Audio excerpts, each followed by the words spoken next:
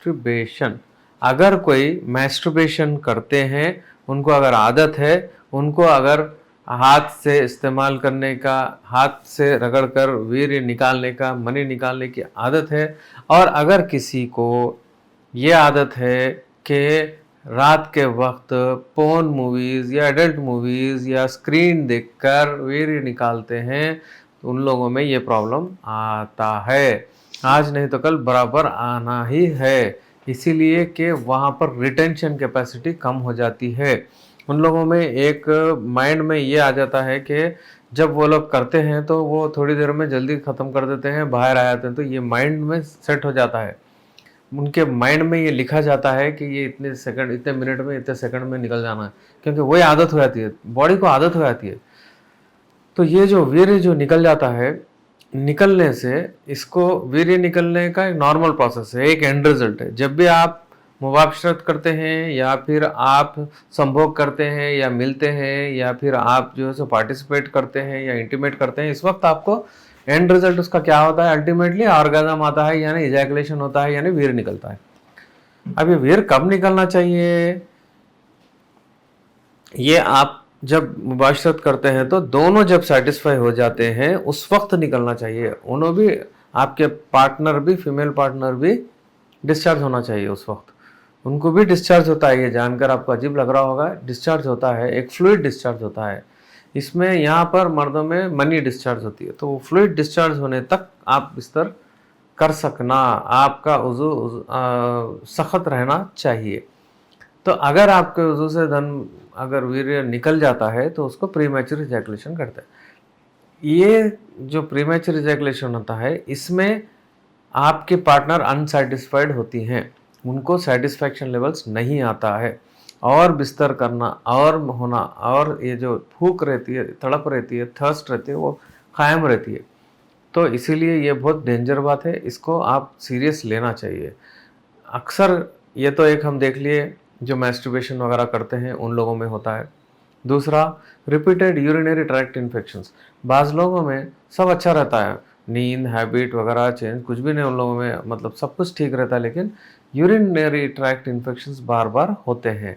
बाज़ लोगों में एफिनिटी पाई जाती है कि यूरिन इन्फेक्शन जल्दी आ जाता है, चाहे वो पब्लिक टॉयलेट्स यूज़ करने से हो या फिर कहीं भी। बहरहाल उन लोगों को एफिनिटी, यानी वो इन्फेक्शन आने के बहुत चांसेस बढ़ जाते हैं उन लोगों में।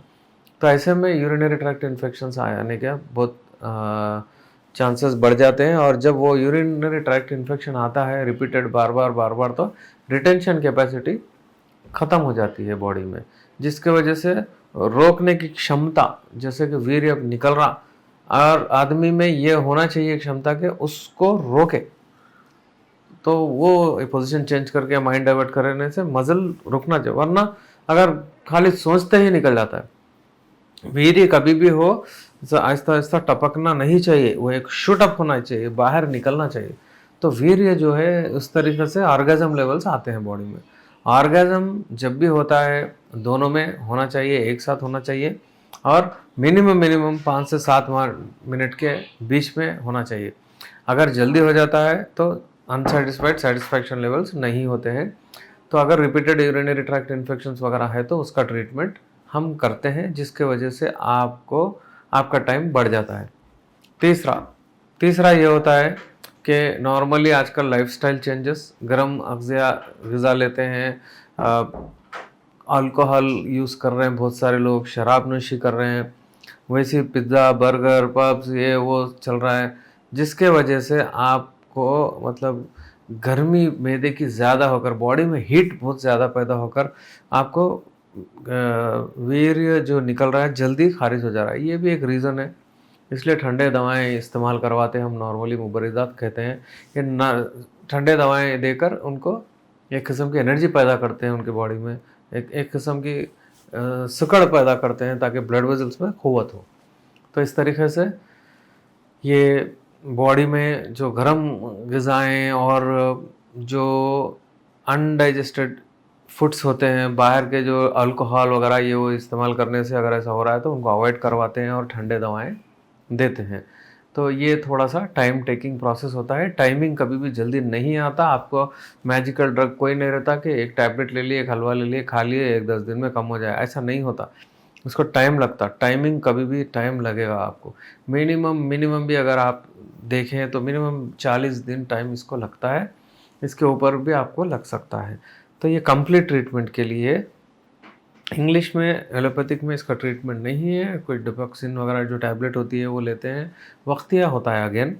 तो वो जाने के बाद में कुछ जेल्स होते हैं, यूजुअली ऑनलाइन मंगा के लोग वो जेल लगाते हैं ताकि टाइम बढ़ाए। एनेस्थेटिक जेल्स लगाते हैं टाइमिंग बढ़ाने के लिए, उससे फ़ायदा नहीं होता, और भी उसकी साख्त ख़राब हो जाती है, और भी उसका स्ट्रक्चर शेप वगैरह ख़राब हो जाता है, उसकी सेंसिटिविटी ख़राब हो जाती है। तो आप ये कभी ना करें, यूनानी दवाओं को ऑप्ट करें। हमारे पास जो यूनानी दवाएं हैं वो द बेस्ट मेडिसिन है। और एक वाटरी सेवन, पानी के जैसा अगर आपका वीर्य हो जाता है, आपका मनी हो जाता है, तो भी ये निकल जाता है। उसको भी रोकने के लिए, मनी को गलिस करने के लिए, यानी घट करने, गलिस मतलब गिलज़त उसमें पैदा होना, मतलब मनी घट होने के लिए हमारे पास हलवे है, दवाएं हैं, टैबलेट है, ये सारी चीज़ें हम इस्तेमाल कराते हैं। और एक तिला देते हैं जिसके वजह से आपके वहाँ पर सेंसिटिविटी कम होती है और वहाँ पे आपका साख्त अच्छा हो जाता है और वज़ू में भी मोटापा वगैरह बढ़ता है। तो ऐसे अपडेट्स के लिए, ऐसी इन्फॉर्मेशन के लिए देखते रहिए। और आपके टाइमिंग को आप एवरेज देखिए, बाहर के ममालिक के लोग हर चीज़ पर रिसर्च करते हैं, इस पे भी रिसर्च किया गया है। तो एशियन कंट्रीज होते होते इंडिया में भी करके वो लोग क्या बोले, 5 से 7 मिनट तक बिस्तर कर सकना। और एक स्टडी के मुताबिक मिनिमम 3 मंथ्स, तो कैसा भी आप मिनिमम 3 मिनट्स तक आप रह सकना।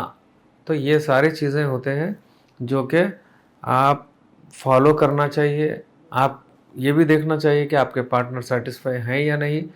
कई पेशेंट्स मेरे ऐसे हैं, वो कहते हैं कि हमको पता ही नहीं था कि एक टाइमिंग का भी ऐसा होता है या इतनी देर कर से, हम सोचे भाई ये ऐसे होता है बस। आज तक कभी भी 1 मिनट से ज़्यादा मैं बिस्तर नहीं कर सका। जब भी मैं गया वीर निकल गया, हम यही नॉर्मल समझे, कभी उन्होंने भी नहीं बोले। लेकिन ये वीडियो देखने के बाद हमको ये समझ में आ रहा कि मिनिमम 5 मिनट रहना, मिनिमम 3 मिनट्स तो रहना ही रहना है।